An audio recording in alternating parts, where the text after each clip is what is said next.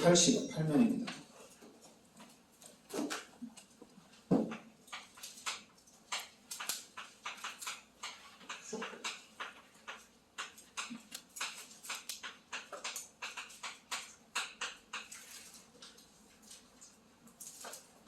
신명기 16장 우리 13절부터 17절까지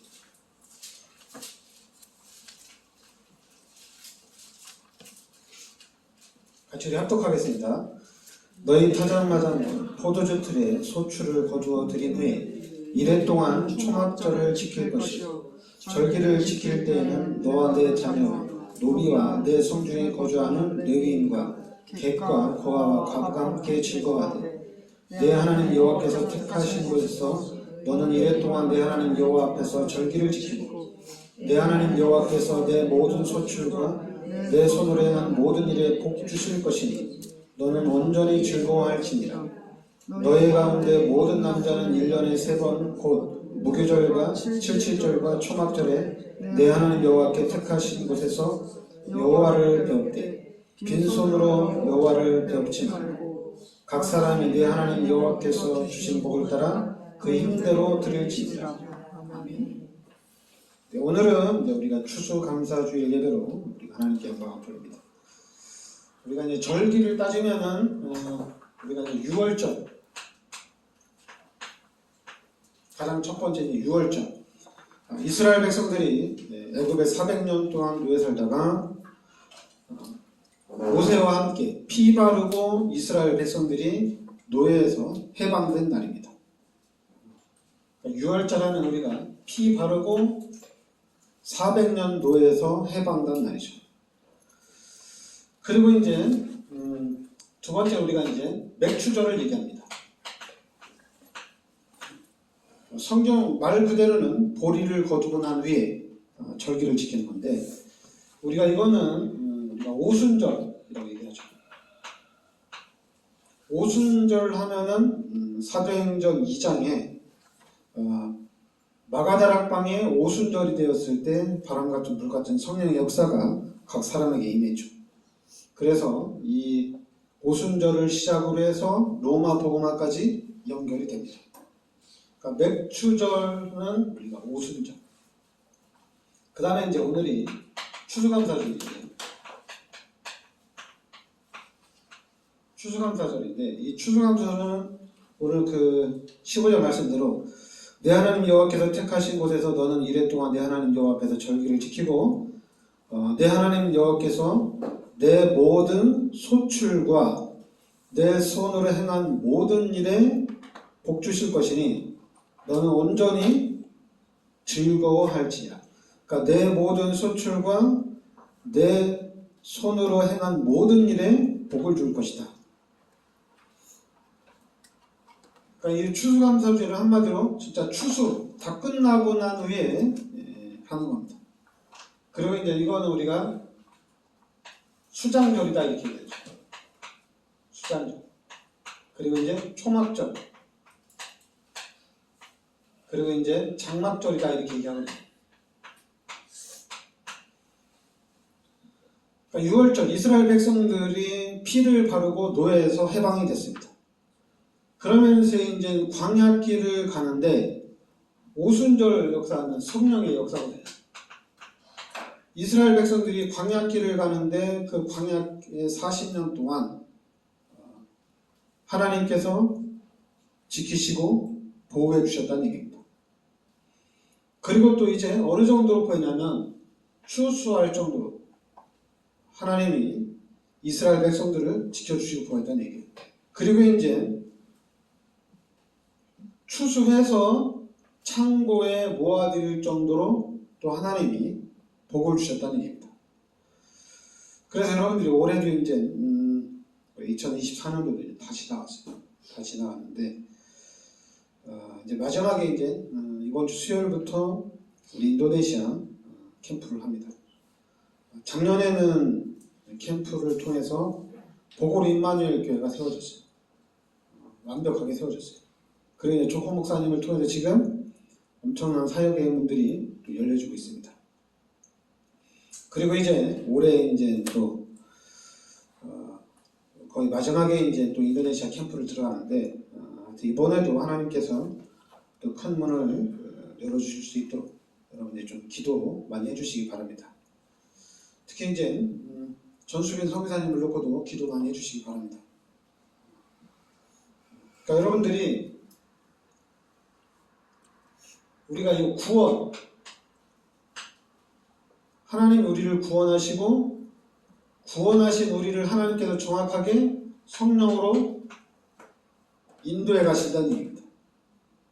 그러니 추수감사절을 하면은 이거는 이제 천국이 보장된 겁니다. 우리가 예수를 믿고 구원받음과 동시에 천국이 보장이 됐어요. 천국뿐만 아니라 또 이 땅에서 우리가 세계복음화에 언약 붙잡고 나가는데 이 세계복음화도 보장이 되어 있습니다. 그러니까 구원과 하나님께서 인도하심과 세계복음화가 보장이 되어 있다는 얘기예요. 근데 보장이 되어 있는데 그러면 우리는 하나님이 인도에 나가시는 거니까 우리가 하나님이 하실 때까지 그냥 기다려야 되느냐? 그럼 이스라엘 백성들이 출애굽해서 가나안 땅 들어가는데 80년이 걸렸거든요. 80년.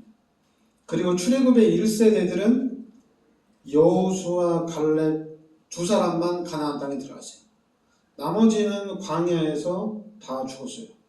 그리고 이제 출애굽의 2세대들을 통해서 가나안 땅을 들어가게 됩니다. 출애굽의 1세대들은 좀 기복신앙이었어요. 하나님이 홍해를 갈라주시면은 너무 기뻐서 하나님께 막 찬양드리고, 그래도 이제 뒤돌아보니까 바로의 군대가 또 같이 따라오는 거예요. 홍해. 그러니까 또 하나님 앞에 또 원망하고 불평하고 그래요. 근데 하나님이 이스라엘 백성들이 다 건너고 난 후에, 그리고 이제 바로의 군대가 한 중간 정도 왔을 때 양 물벽을 헐어버렸어요. 그래서 바로의 군대가 그 홍해에서 다 죽었어요. 그러니까 또 그 광경을 보고 이스라엘 백성들이 또 하나님께 춤추면서 찬양하고 또 영광을 돌립니다. 그러면서 이제 광야길을 가는 동안에도 구름 기둥, 불 기둥을 인도하고, 하나님이 또 만나도 주시고 매출하기도 주시고, 또 하나님이 반석에서 물도 내게 해주시고, 또 이런 맥추절 이런 응답도 주시고, 추수감사절에 대한 그런 응답도 주시고, 광야길 가는 내내 하나님이 다 지켜주셨어요. 그래서 이제 문제만 올 때만, 문제가 오면은 또 하나님이 회복시켜 주시고. 근데 이제 한마디로 1세대들은 하나님이 응답 주시고 그 응답을 따라갔어요. 그래서 응답이 없으면은 원망하고 불평하고 왔다 갔다 했어요. 근데 이제 2세대들은 달랐어요. 2세대들은 이 요단강을 건너갈 때도 그냥 믿음으로 갔어요. 그리고 여리고성이 무너질 때도 그냥 믿음으로 돌았어요. 그런데 여리고성이 무너졌습니다. 그리고 해와 달이 멈추는 기적도 이렇게 체험이 됐어요. 그러니까 여러분들이 출애굽의 1세대와 2세대를 볼 때, 출애굽의 1세대들은 진짜 하나님의 은혜로 노예에서 해방이 됐어요. 그러면 그 믿음을 끝까지 지켜야 되는데, 사건만 터지면, 문제만 오면 자꾸만 불신앙하라는 거예요. 근데 출애굽의 2세대들은 불신앙이 없었어요. 그냥 믿음으로 쭉 나갔습니다. 그래서 우리가 출애굽 1세대, 2세대를 볼 때 우리의 신앙이 진짜 출애굽의 2세대까지 우리가 가야 돼요. 언제까지 자꾸만 좌로나 우로나 치우치면 안 된다는 얘기입니다. 그럼 우리가 치우치지 않고 정확하게 가려면은 이런 말씀을 정확하게 잡아야 돼요. 그것도 여러분 정체성을 알아야 돼요. 분명히 하나님께서 우리 인간을 창조하셨다는 얘기입니다. 이게 우리 인간에게는 최고의 축복입니다. 창세기 1장 27절, 28절이 원래 인간과 우리 인간이 가지고 있는 축복입니다. 그런데 창세기 3장에 이 사건을 통해서 180도로 바뀌었어요. 로마서 3장 23절에 모든 사람이 죄 가운데 빠졌습니다. 그리고 하나님이 떠났습니다. 그리고 또 하나님 떠나는 그 자리에 요한복음 8장 44절에 마귀가 딱 들어왔습니다. 그러니까 여러분들이 창조 원리를 생각하면 돼요. 분명히 하나님께서 물고기는 물에서 살도록 창조가 됐습니다. 새는 하나님이 날개를 주셔서 하늘을 날아다니면서 살 수 있도록 창조됐어요. 그 나무는 흙 속에 뿌리를 두고 살도록 이렇게 창조가 됐습니다. 그러니까 이 창조 원리가 깨지면은 그때부터 문제가 시작이 되는 겁니다. 마찬가지로 우리 인간이 하나님과 함께 살 때는 아무 문제가 안 되는데 우리 인간이 죄를 짓고 하나님이 떠나면서 문제가 시작이 된 거예요. 그런데 이 문제는 마귀한테 종로로 타는 삶을 살고 있다는 얘기입니다. 그러니까 마귀도 우리 인간이 이제 이길 수 없고 이 죄 문제도 해결할 수가 없어요. 그래서 하나님이 창세기 3장 15절에 그리스도를 이 땅에 보내주신 겁니다. 그래서 우리가 이 그리스도를 통해서 하나님의 자녀가 되고 하나님이 함께하는 축복이 회복이 된 겁니다. 그럼 이제 우리가 알아야 될 게 뭐냐면은 원래 인간은 문제가 없었어요. 근데 우리 인간이 죄를 짓고 하나님 떠나면서 문제가 시작이 된 거예요. 그러니까 여러분의 문제가 아니라 창세기 3장의 문제란 얘기입니다. 이거를 정확하게 알아요. 창세기 3장의 문제로 인해서 모든 사람이 죄 가운데 빠지고 마귀의 자녀가 된 겁니다.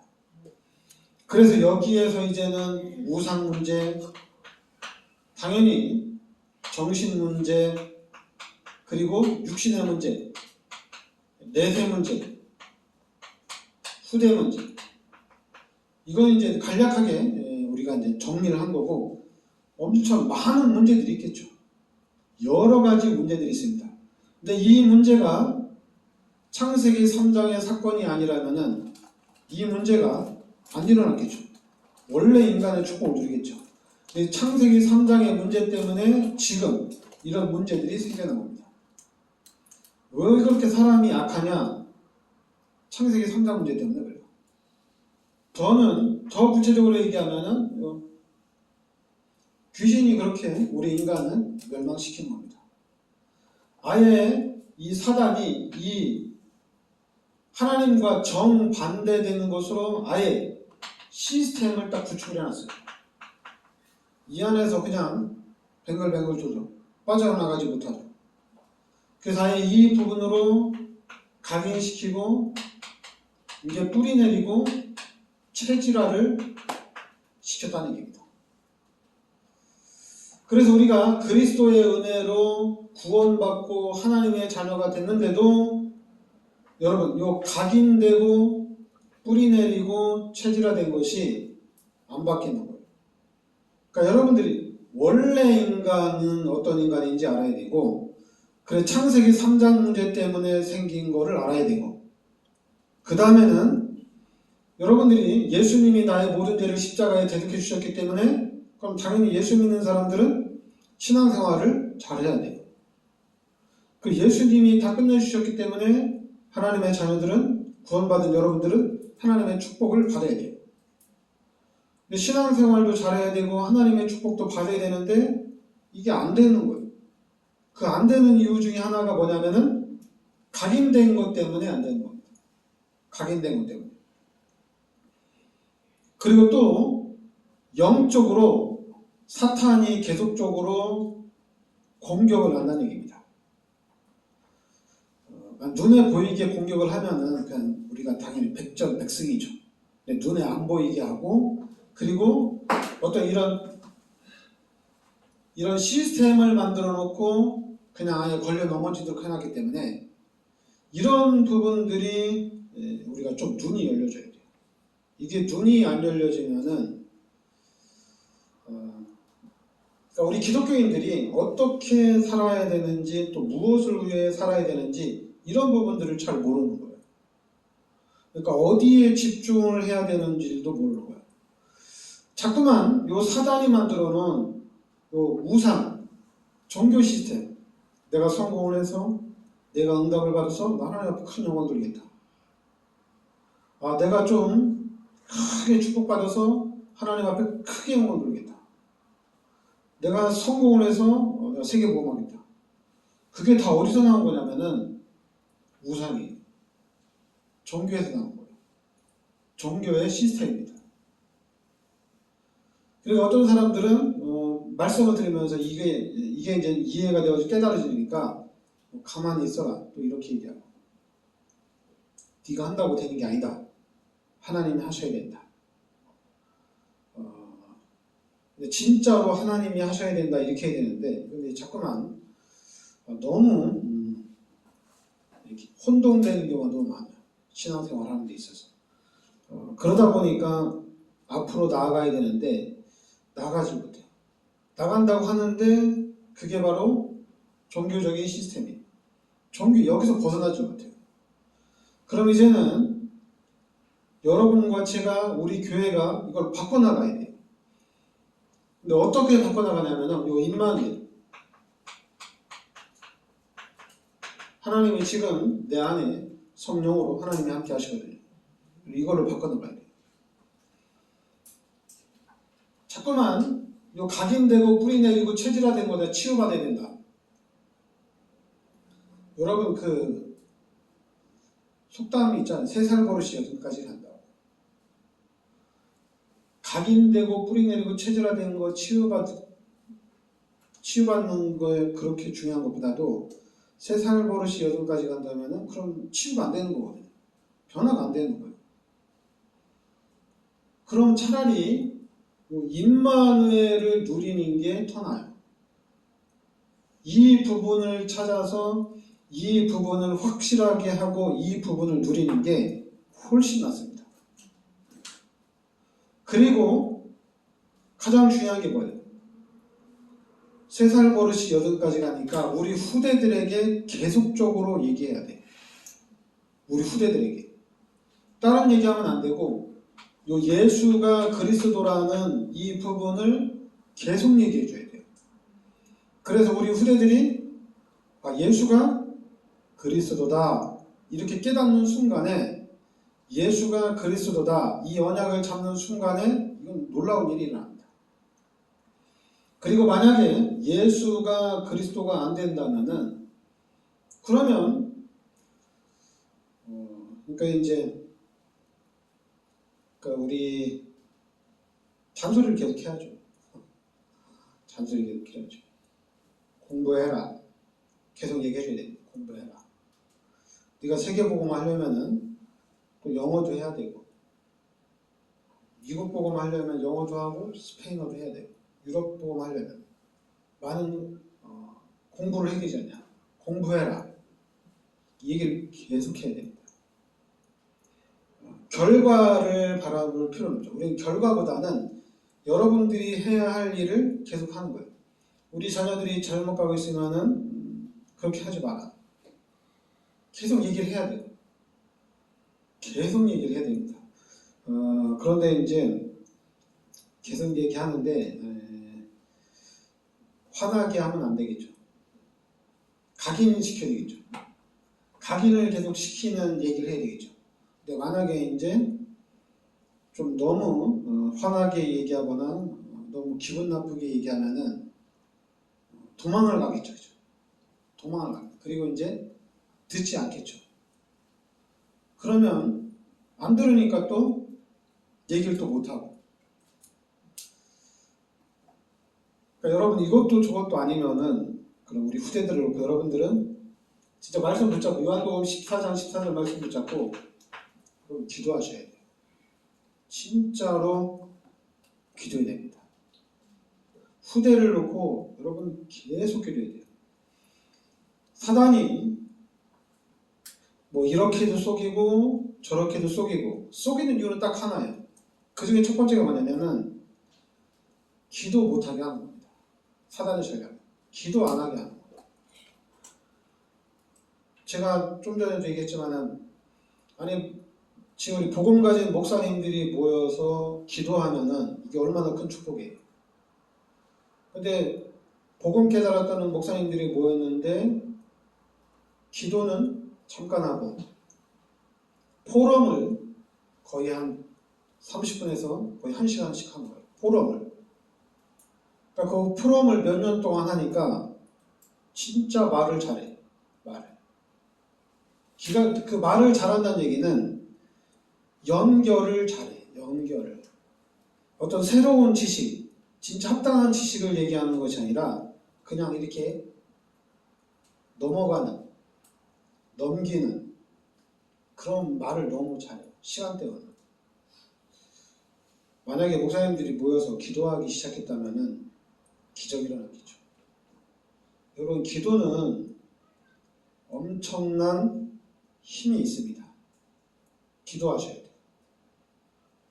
기도가 안 되면 그래도 기도해야 돼요. 안 된다고 해서 하나님 은혜를 주셔야 된다, 하나님이 하셔야 된다 이러면은 여러분 평생 기도 못합니다. 왜냐면 목사님들도 기도가 좋다는 걸 알아요. 기도하면 능력이 나타나는 걸 알아요. 그런데 이게 잘 안 되는 거예요. 그러니까 목사님들도 당연히 그 뇌리 속에 하나님이 하셔야 된다, 이게 박혀가지고 몇 년을 모였는데 3년, 4년, 5년, 6년, 7년을 모였는데도 기도를 안 하는 거예요. 근데 이제 모였으니까 말은 할 거 아니에요. 대화는 할 거 아니에요. 포럼은 할 거 아니에요. 그러니까 그 4년, 5년, 6년 동안의 포럼은 진짜 훈련이 잘했어요. 기가 차게 잘해요. 저도 놀랐어요. 목사님들 그 포럼 하는 거 보고 제가 그분들한테는 얘기 안 했는데 포럼의 달인이 됐어요. 왜 이렇게 말을 매끄럽게 잘하는지, 그리고 또 논리적으로도 또 잘하고. 그래서 제가 그걸 보면서 기도를 해야 되는데, 기도를 해야 되는데, 아니면 기도를 안 하면은 찬양이라도 많이 해야 되는데, 여러분 찬양도 하면 할수록 엄청난 그런 힘이 나고 은혜가 됩니다. 근데 이 목사님들 찬양도 안 해. 예배 시작 전에 목사님들 찬양도. 그게 그런 것이 딱 이 관례가 돼가지고 저는 목사님들 모이면 찬양하고 기도하고 싶거든요. 지난번에 우리 가운데 모였는데 목사님들 다 모였어요. 그럼 같이 찬양하고 기도하면 되잖아요. 우리 노예 목사님들 위해서. 근데 시간 딱 되니까 우리 사도신경으로 예배를 드리겠습니다. 찬양도 안 하고 그냥 사도신경부터 하더라고요. 그래서 이게 목사님들이 진짜 모르나 보다. 여러분, 우리는 기도해야 됩니다. 하나님의 형상대로 창조된 사람들은 기도해야 돼요. 여러분, 기도하셔야 돼요. 제가 수요일날, 금요일날 예배 끝나고 기도하라고 그랬잖아요. 여러분, 그 기도가 중요한 기도입니다. 그래서 진짜로 저는 우리 교회는 성전을 크게 져도 작게 져도 상관이 없어요. 우리 교회가 뭐 부흥을 해서 뭐 200명이 되고 1000명이 되고 10,000명이 됐다. 그래도 상관없어요. 성전 아무리 크게 져도 상관없어요. 왜냐하면 24시간 365일 기도하는 교회니까. 부흥되면 부흥될수록 각양각색이거든요. 아침에 와서 기도하는 사람, 새벽에 와서 하는 사람, 저녁에 와서 하는 사람, 또 낮에 와서 하는 사람. 기도가 그냥 전 교인이 기도하는 교회. 각자 본인의 시간에 따라서 24시간 열려있는 교회. 이렇게 돼야 돼요. 교회가 커도 상관이 없어요. 근데 지금 목사님들 보면 성령 건축하면 뭐 주일날 예배 한 번 드리고 수요일날 뭐 1시간, 금요일날 1시간 뭐 이렇게 하는데 성전이 그렇게 필요할까? 이런 얘기 하거든요. 그냥 빌려서 쓰면 되지 않냐? 뭐 그렇게 얘기하고. 근데 저는 생각이 달라요. 교인들이 교회에 와서 기도를 해야 됩니다. 예수 믿는 사람들은 교회 가서 기도를 해야 돼요. 근데 지금 한국 교회도 그렇고 전 세계 교회도 그렇고 문이 안 열려 있잖아요. 지나가다가 기도하고 싶어서 교회 들어가서 기도하려고 하지만은 문이 열려 있어서 당연히 들어가서 기도하려고 하면은 이상하게 보잖아요. 워낙 안 하니까. 평일에 기도하러 오는 사람이 전혀 없을 정도니까. 근데 우리 교회는 여러분들은 기도해야 됩니다. 기도하셔야 돼요. 앉으나서나 기도하셔야 돼요. 우리 랩런트들도 어렸을 때부터 계속 기도하셔야 돼요. 그래서 우리 교회는 늘 기도하니까 당연히 성령 충만한 교회가 되는 겁니다. 성령 충만한 교회. 목사도 성령 충만, 중직자도 성령 충만. 교회를 다니면 다닐수록 성도들도 성령 충만해지는 거예요. 왜냐하면 24시간 계속 기도하니까. 그러니까 계속 기도하니까 귀신이 꼼짝을 못해요. 아무리 각인된 게 있어도 우리를 넘어뜨리지를 못해요. 왜냐하면 계속 기도하니까. 그러니까 여러분과 제가 계속 기도해야 돼요. 그러니까 여러분 한 주간 동안 진짜 기도 많이 하시고, 그리고 또 이제 24년도도 다 지나갔는데 여러분 25년도에는 진짜 우리가 기도 더 많이 해야 되겠다. 여러분들도 더 기도해야 되겠다. 그리고 기도해서 하나님의 능력을 확실하게 누려야 되겠다. 우리 기독교인들이 하나님의 능력 누리면 다 된 거예요. 거기서 끝난 거예요. 뭐가 필요합니까? 하나님의 능력 누리면 되는데. 그 여러분과 제가 하나님의 능력 누리면 초신자가 오면 그 사람이 깨달을 때까지 내가 기도해 주면 되잖아요. 그 사람이 성장할 때까지, 혼자 기도할 때까지 내가 도와주면 되잖아요. 그리고 또 그 사람이 이제 또 응답받고 기도하기 시작하면 계속적으로 그 일을 하면 되거든요. 도와주면 되거든요. 근데 아직 이제 그런 부분이 안 되니까 세워진 사람이 그 다음 사람을 도와주고 그 사람이 승리할 수 있도록 하고 이런 현상이 계속적으로 나타나야 되는데 지금은 전 세계 교회가 그러죠. 시스템이 목사도 훈련받아야 되고 중직자도 훈련받아야 돼요. 그래서 제대로 해야 돼요. 하여튼 여러분과 제가 준비해서 하나님의 축복 실제적으로 누리고 이 운동이 우리 관계된 사람 앞에 우리가 있는 이 현장으로 계속 전달되어야 될 줄 믿습니다. 네, 기도하겠습니다. 하나님, 오늘 또 추수감사주일 예배로 하나님께 영광을 돌립니다. 올 한 해도 하나님께서 모든 부분에 있어서 함께하여 주시고 형통하게 은혜를 주시니 감사드립니다. 이제 다음 해에도 하나님이 함께하여 주셔서 30배, 60배, 100배의 축복을 누리게 하여 주시옵소서. 그래서 수많은 영혼들 앞에 하나님의 능력을 누리는 증인으로 설 수 있게 하여 주시옵소서. 예수 그리스도 이름으로 기도합니다. 아멘. 찬송가 580